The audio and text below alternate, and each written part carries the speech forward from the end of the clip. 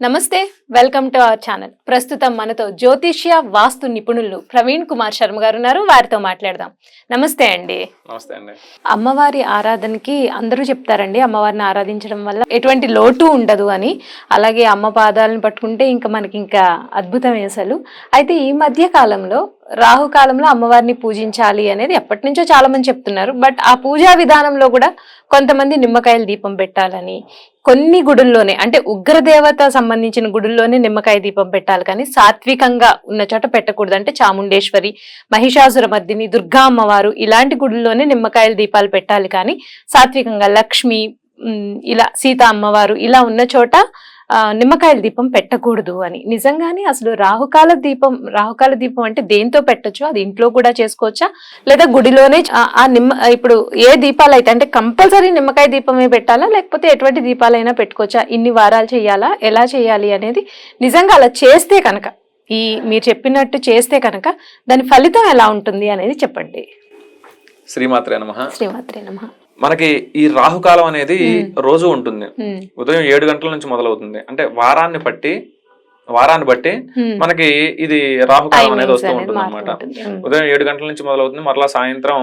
ఈ రాహుకాలంలో మా దీపారాధన చేయటం అంటే నిమ్మదొప్పల్లో దీపారాధన చేయడం అనేది మంగళవారం రోజు రాహుకాలం. అంటే 3 గంటల నుంచి 4:30 గంటల వరకు రాహుకాలం ఉంటుంది మంగళవారం అంటే కుజుడికి సంబంధించింది. అలాగనే ఈ మంగళవారంలో రాహుకాలం అనేది, రాహువు మన నవగ్రహాల్లో ప్రతి ఒక్క గ్రహానికి ఒక్కొక్క అధిష్టాన దేవత ఉంటుంది. ఈ అమ్మవార్లందరికీ అధిష్టాన దేవత దుర్గాదేవి. ఈ దుర్గాదేవి గుళ్ళో గాని లేదా అమ్మవారి టెంపుల్ ఏవైనా గాని మనకి లక్ష్మీదేవి చూడటానికి నిర్మలమైన మనసుతో కనబడుతూ ఉంటుంది, కానీ చండీ హోమంలో వివరిస్తారు లక్ష్మీదేవి యుద్ధం చేసేటప్పుడు భీకరమైన యుద్ధం చేస్తుంది. మనకు కనపడటానికి అలా ఫోటోల్లో అలా కనిపిస్తూ ఉంటుంది, కానీ ఈ దేవత ప్రశాంతంగా కనిపిస్తూ ఉంటుంది. దేవతలందరూ కూడా రాక్షసులను సంహరించేటప్పుడు ఉగ్ర రూపాన్ని దాల్చిన వాళ్లే. కాబట్టి ఏ దేవత గుళ్ళోనైనా గానీ ఈ రాహుకాలంలో అంటే మంగళవారం రోజు ఉదయం అంతా ఉపవాసం ఉండి మాధ్యాహ్న కాలంలో 3 గంటల నుంచి 4:30 గంటల వరకు రాహుకాలం ఉంటుంది. ఆ సమయంలో దేవాలయానికి వెళ్లి ఉపవాసం ఉండి దేవాలయానికి వెళ్లి మంగళవారం 7 నిమ్మకాయలు కోసి ఆ నిమ్మరసం పిండేసిస్తే మిగతా వాటికి వాడుకోవచ్చు. ఆ నిమ్మకాయలని దుప్పల్ని వెనక్కి తిప్పి దాంట్లో ఆవు నెయ్యి వేసి ఎర్రవత్తులుంటే మంచిది, కుజుడికి సంబంధించినవి కాబట్టి. తర్వాత మామూలు తెల్లవత్తులైనా పర్లేదు.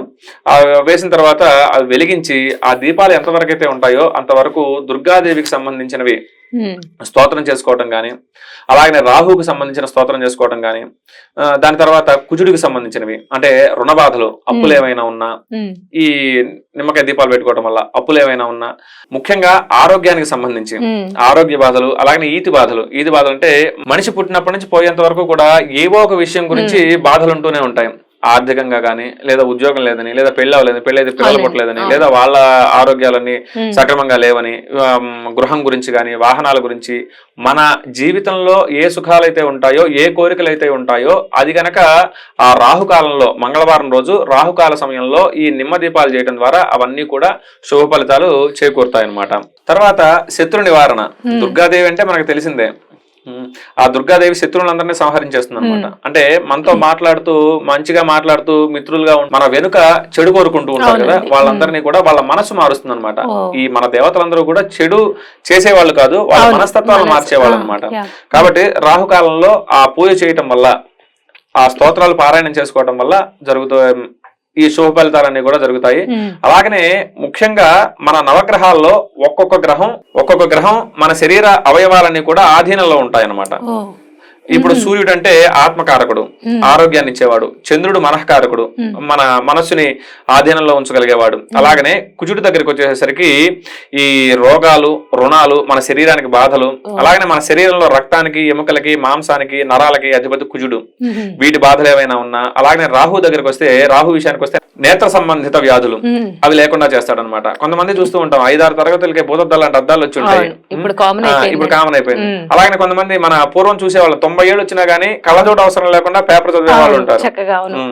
అది రాహుగ్రహం ద్వారా కలుగుతాయి అనమాట. అలాగనే కాలసర్ప దోషాలు ఏమైనా ఉన్నా, ఈ కాలసర్ప దోషాలు పోవాలన్నా, అలాగనే విదేశీయానం చేయాలనుకున్న వాళ్ళు, ఇప్పుడు ఫారెన్ వెళ్ళగలిగిన వాళ్ళు, వెళ్లే వాళ్ళందరూ కూడా రాహుగ్రహ అనుగ్రహంతో వెళ్తారు అనమాట. ఈ రాహు అనుగ్రహంతోనే, ఆ రాహు మన జాతక చక్రంలో సరైన స్థానంలో ఉంటే, ఆ రాహు అనుగ్రహం ఉంటేనే విదేశీయానం చేయగలుగుతారు అనమాట.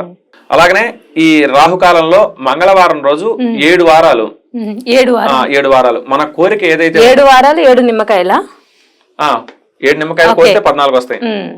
14 డొప్పల్లో కదండి. అవునండి. 7 వారాలు 7 నిమ్మకాయలు కోసి 14 దుప్పల్లో మనం దీపారాధన చేసుకోవచ్చు. 7 మంగళవారాలు, ఈ మంగళవారం ఈ రోజు నేను మొదలు పెట్టాను అని చెప్పి ఒక కోరిక, మన కోరిక ఏదైతే ఉంటుందో అది మనస్సులో సంకల్పం చేసుకొని అమ్మవారి గుళ్ళకి ఏ గుడైనా పర్లేదు, ఏ గుడికైనా వెళ్ళి ఆ రాహుకాలం సమయంలో 3 to 4:30 అంటే ఆ సమయంలో మధ్యాహ్న సమయంలో అమ్మవారి గుళ్ళన్నీ కూడా క్లోజ్ చేసి మనకి తెలిసిన గుళ్ళు ఏవైనా దగ్గరలో ఉన్నవి చూసుకుని గ్రామ దేవతలైనా పర్లా. ఈ దేవతలందరూ కూడా దుర్గాదేవి అంశతోటి వచ్చిన వాళ్ళు. ఇప్పుడు దుర్గాదేవి ఉంది, ఒక నది ఉందనుకోండి, ఒక కృష్ణానది తీసుకుందాం. ఈ నది ప్రతి ఊరికి ప్రతి గ్రామానికి రాలేదు, అవును, దాని పాయల ద్వారా చిన్న చిన్న కాలువలుగా వస్తాయి. ఈ గ్రామ దేవతలు కూడా అంతే. దుర్గాదేవి విజయవాడలో ఇంద్రకీలాద్రి మీద ఉన్న దుర్గాదేవి ప్రతి ఇంటికి ఉండలేదు, ప్రతి ఊర్లో ఉండలేదు. కాబట్టి గ్రామ దేవతలుగా కొలుసుకుని ఆ స్వరూపంగానే వీళ్ళందరినీ కొలుస్తారనమాట. అలా ఏ దేవాలయంలోనైనా అక్కడ అంటే ఒకవేళ గుడి క్లోజ్ అయినా ఆ ప్రాంగణంలో వెలిగించుకోవచ్చు కదా, గుడి ప్రాంగణంలో ఎక్కడైనా చేసుకోవచ్చు. 7 వారాలు ఒక నియమంగా పెట్టుకొని, ఒకవేళ మధ్యలో ఒక వారం కుదరలేదు ఆడవాళ్ళకి, ఆ వారం వదిలేసి మిగతా 7 వారాలు కంటిన్యూ చేసుకొని మంగళవారాల రోజు 7 మంగళవారాలు చేసిన తర్వాత మనం అనుకున్న ఎలా చేయాలి, ఎటువంటి ఫలితాలు ఇస్తాయి అనేది చాలా చక్కగా వివరించారండి. ధన్యవాదాలు. నమస్తే.